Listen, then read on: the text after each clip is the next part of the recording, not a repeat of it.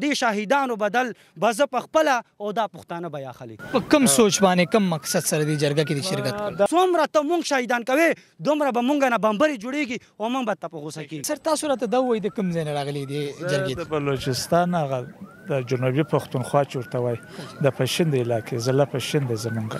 په کوم سوچ باندې کوم مقصد سره دې جرګه کې د شرکت کول؟ دا مقصد دی چې دا ټول پښتانه یو شي. د دې مقصد لپاره راغلی چې ټول پښتانه یو لاس یو موټی سي او یوه خبره سي.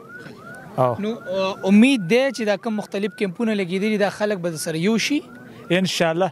د دې پلاس زه پر امید یم او که دا به انشاءالله د پښتانه اولنۍ جرګه که یو نسو او بیا به دا اخرنۍ هم بیا به څوک دا جرګو ته نه راځي په دې کې ټوس فیصلې ونه شي او پښتانه دپاره یو خاص قدم وانخلي او اخري فیصلې ونه شي بیا داسې نورې جرګې بیا پښتانه نشي راتلی. دا اخري موقع ده، اخري فیصلې به کېږي، اولنۍ جرګه ده او اخرنۍ جرګه به وي او ټوس فیصلې به کېږي. داسې فیصلې به نه کېږي چې هغه ګول مول فیصلې. نو چې فیصله وشي څه به کېږي مخکې څه رزلټ به پښتانه به داسې جوړېږي. اوس د پښتنو مشران به داسې فیصلې کوي چې آیا موږ په پاکستان کې د مزید ژوند به څنګه تېروو. دغسې کړاوونه به وي، دغسې دماکې به وي، دغسې ټارګټ کیلینګ به وي، دغسې اپریشنونه به وي. موږ به ژوند کوو که به موږ په سوله، په امن، په ترقۍ، په خوشحالۍ د شپې تېروو چې پښتانه پر امن شي او د پښتانه سره دوی دا جنګ روان کړی او پښتون قوم د دوی نه وي خوښ یا پښتانه سیمه دوی نه خوښوي. موږ په کراچۍ کې په ټارګټ کې یو، موږ په کوټه کې په ټارګټ کې یو، موږ په پېښور کې، موږ په کندهار کې، موږ په کابل کې، په زابل کې. څه وجه کېدای شي په ټارګټ باندې؟ وجه څه کېدای شي په ټارګټ باندې؟ وجه په دې چې دا پښتون قوم تکړه قوم دی، دا پښتون قوم مجاهد قوم دی، پښتون غیرتي قوم دی. دوی نه غواړي چې دا دوی سره یو شي. د دوی هغه پالیسي د انګریز نه لړاو حکومت کرو پالیسي. دوی خپلې غلاګانې کوي، پښتانه یې په جګړو اخته کړي دي او د دوی له چې دا کوم پیسې راځي دا د سود او د غلا او د IMF د ورلډ بانک پیسې دا ټول سودي پیسې دي.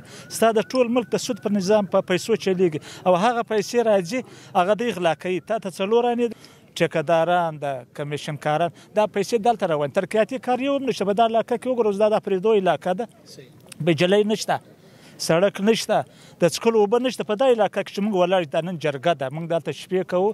دا قبایلو کې ته تپوس وکړه بجلي نشته، ماښام چېرته شپه وه، بجلي نشته، ګیس نشته، اسکول نشته، سړک نشته. نو دا څنګه پاکستان دی؟ داسې پاکستان خو موږ نه غواړو چې په هغه کې د پښتون عزت نه وي بلکې د هر انسان عزت وي. بلوچ پکې د بلوچ عزت نشته، د سندي د نشته.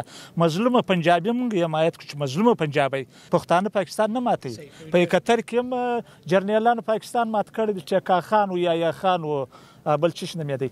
دا 3 کسان پاکستان یې مات کړ.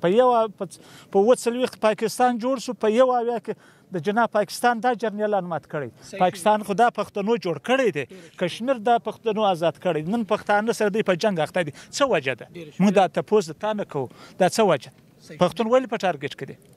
هغه په دې په ټارګټ کې دی چې پښتون دا ټیم دی تعلیم غواړي، ترقي غواړي، سوله غواړي، امن غواړي، خوشحالي غواړي، ازادي غواړي. ازادي ده موږ د جرنیلانو څخه ازادي غواړو، موږ د اسلام آباد نه ازادي غواړو، موږ د GHQ څخه ازادي غواړو، موږ د امریکې د غلامۍ نه ازادي غواړو، موږ د روس د غلامۍ نه ازادي غواړو. موږ هغه پښتانه یو. غلی تقریبا په 3 بجې روان شوي او موږ ته ډېر زیات تکلیف په لار کې ملاو شو د حکومت د طرف نه. موږ دوی ته مسلمانان پرېږده که موږ مسلمانانو ته ښکاري نو انسانان خو یې که نه، که پښتانه خو انسانان خو یې که نه. موږ ته په لارې کې تقریبا د 3 غنټې لارې نه موږ ته تقریبا 7 غنټې لارې موږ ته جوړه کړه او ټوله شپه موږ په سفر والا بیا په روډونو کې موږ پراته سبا په 6 بجې باندې موږ دلته راورسېدي او موږ زه د نون لیګ والا ته یو خبره کوم دا به چلایې په هغه کې دا ورته وایم چې ته موږ ته کاله د اقرار راکې باندې مونږه بینکې پښتانه باندې پابندي لګې. مونږه د ستا په خوله باندې کومه ټالي، مونږه د ستا خبره کومه نه منې چې ته ماته وایې چې یاره تا باندې مونږه پابندي لګئ، ته مونږ بین کړی، دغه ځمکه چې کومه ده دغه بین شوې ده، تاسو دلته جرګه نشئ کولی. نو تاسو په خوله باندې مونږه کله اعتماد کړی دی، کله مونږه د ستاسو خبره منلې ده. دا خبره خو مونږه بیخي نه منو.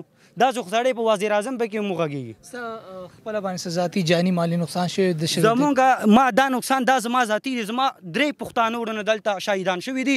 که زما ورور نه دی دی ذاتی ورور مې نه دی دا زما د مسلمانۍ زما پښتون ورور دی 12 کسان زخمی شوي دي 3 کسان شهیدان شوي دي و ان شاء الله تعالی دا زه ورسره لوز کوم د پښتون لوز ان شاء الله هغه د قسم برابر وي دا زه ورته وایم چې ان شاء الله چې کله هم د پښتانه راټول شي کله هم یو ځای شي ان شاء الله د دې شهیدانو بدل به زه پخپله او دا پښتانه به اخلي یوه ورځ به ان شاء الله راځي مونږ به یو ځای کېږي داسې مه وایه داسې به ته هېڅ کله هم نه وایې چې دا پښتانه دي مونږ به یې ووژني مونږ به یې زخمي کړي مونږ به د نام و نشان ختم کړي دا سوچ یې کله هم مه راوله دا سوچ راوله انشاءالله چې څومره ته مونږ شهیدان کوې دومره به مونږ نه بمبرې جوړېږي او مونږ به ته په غوسه کېږي